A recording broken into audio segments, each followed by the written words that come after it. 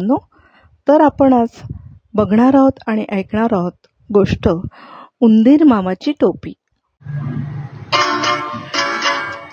रोजच करायचा उन्हाडक्या इकडे तिकडे भटकत, असेच फिरता फिरता त्याला दिसले एक कापड. ते कापड छोटे जरी त्यावर नक्षीकाम फारच भारी. उंदीर मामा मोठा विचारी, ह्याची टोपी होईल रुबाबदार खरी, आवडेल सर्वांना घरोघरी. फिरता फिरता केला विचार, धुवून कापड दिसेल छान. धोबी धुवत असे कपडे फटाफट, धुवून देत असे स्वच्छ पटापट. मग उंदीर मामा त्याला वाटेत सापडलेलं कापड धोब्याकडे घेऊन निघाला.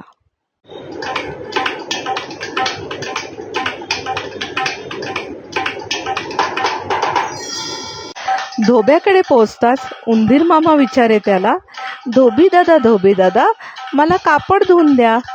धोबी दादा म्हणाले, मी नाही धुणार, मला नाही जमणार.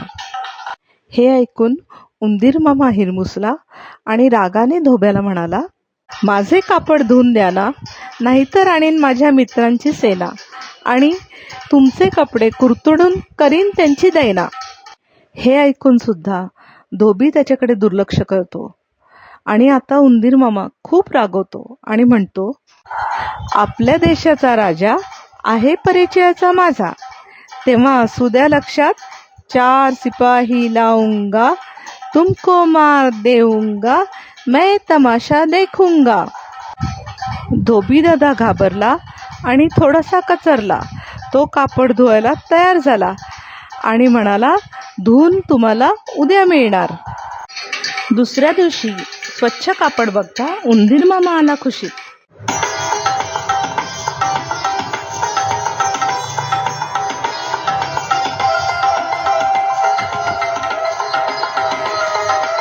आता उंदीर मामा निघाला इस्त्रीवाले दादांकडे. इस्त्रीवाले दादा मला हे कापड इस्त्री करून द्या ना. मी नाही करणार, मला नाही जमणार. हे ऐकून उंदीर मामा हिरमुसला आणि रागाने इस्त्रीवाल्या दादांना म्हणाला, माझे कपडे इस्त्री करून द्या ना, नाहीतर आणीन माझ्या मित्रांची सेना आणि तुमची कापडं कुरतडून करीन त्यांची दैना. हे ऐकून सुद्धा इस्त्रीवाले दादा त्याच्याकडे दुर्लक्ष करतात. आता उंदीर मामा खूप रागवतो आणि म्हणतो, आपल्या देशाचा राजा आहे परिचयाचा माझा, तेव्हा असू द्या लक्षात, 4 सिपाही लाऊंगा, तुमको मार देऊंगा, मैं तमाशा देखूंगा. आता इस्त्रीवाला दादा घाबरला आणि थोडासा कचरला आणि तो कापड इस्त्री करायला तयार झाला आणि म्हणाला, इस्त्री करून तुम्हाला उद्या मिळणार. दुसऱ्या दिवशी उंदीर मामा इस्त्री केलेलं कापड आता शिंपी दादांकडे घेऊन गेला.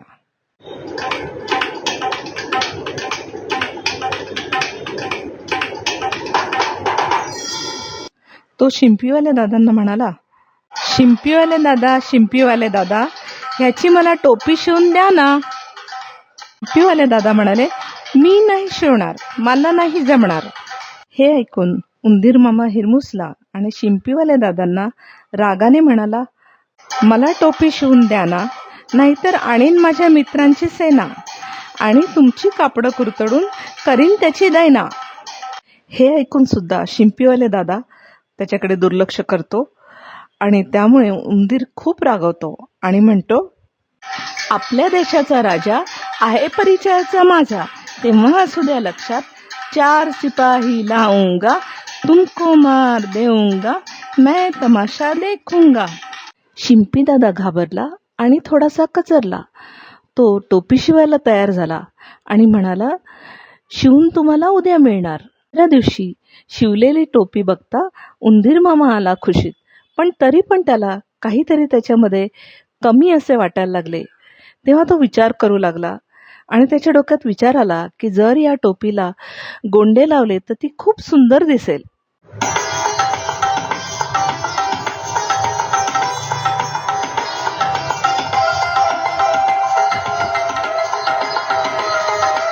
आता उंदीर मामा निघाला गोंडेवाले दादांकडे आणि त्यांना तो म्हणाला, गोंडेवाले दादा मला या टोपीला गोंडे लावून द्या ना.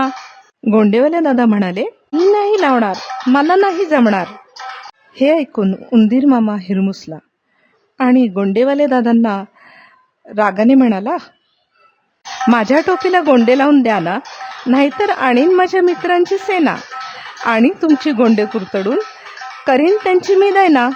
हे ऐकून सुद्धा गोंडेवाले दादा त्याच्याकडे दुर्लक्ष करतो आणि उंदीर मामा आता खूप रागवतो आणि म्हणतो, आपल्या देशाचा राजा आहे परिचयाचा माझा, तेव्हा असू द्या लक्षात, 4 सिपाही लाऊंगा, तुमको मार देऊंगा, मैं तमाशा देखूंगा. आता मात्र गोंडेवाले दादा घाबरला आणि थोडासा कचरला आणि तो गोंडे लावून देण्यास तयार झाला आणि त्याला म्हणाला, गोंडे लावून उद्या मिळणार. गोंडे लावून तयार झालेली ही टोपी घालून आता उंदीर मामा राजदरबारात जातो.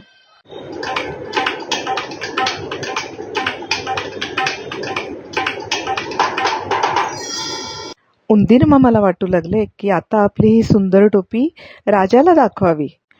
त्याने राजाच्या टोपीकडे बघितले तेव्हा त्याला वाटले की आपली टोपी राजापेक्षा पण सुंदर आहे. तो राजाला म्हणाला, माझी टोपी सुंदर, माझी टोपी सुंदर. आता तो राजाला आणखीन चिडवू लागला, टोपी माझी राजाहून सुंदर, राजाहून सुंदर.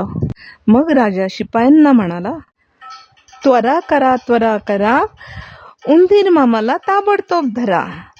त्याची टोपी घ्या हिरावून, उंदीर मामाला द्या हाकलून. आता उंदीर मामा राजाला आणखीन चिडवायला लागला, राजा भिकारी माझी टोपी घेतली, राजा भिकारी माझी टोपी घेतली. आता राजा थोडासा शरमला आणि नंतर तो नरमला. त्याने उंदीर मामाला दिले भरपूर धनधान्य. उंदीर मामाही खुश झाला आणि राजाही खुश झाला.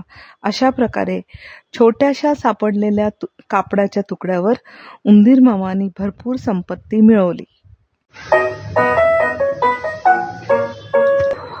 मुलांनो, ही गोष्ट तुम्हाला आवडलीच असेल.